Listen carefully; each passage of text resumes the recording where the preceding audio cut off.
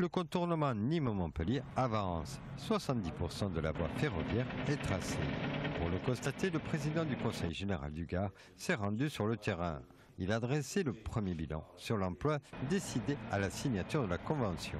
C'était d'avoir 7% déjà d'insertion de RMI à l'époque, de RSA aujourd'hui socle, qui soit prise sur ces chantiers. C'est réglé. C'était aussi de dire que 20% seraient des PME, des petites et moyennes entreprises.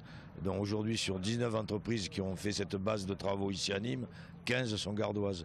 Donc ça donne du travail. C'est aujourd'hui 1300 agents qui sont déjà sur le site et on attend une montée en puissance en 2000 agents sur emploi direct, plus 2000 emplois indirects. Un chantier réalisé en plusieurs étapes, dont la première est le terrassement, ainsi que la construction d'ouvrages d'art hydrauliques et assainissement.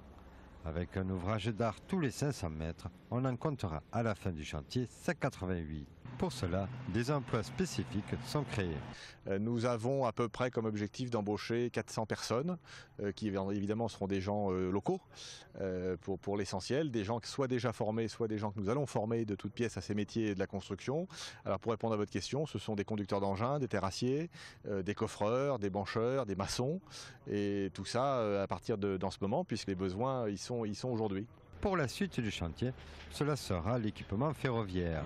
Il sera réalisé fin 2016 pour être livré en octobre 2017.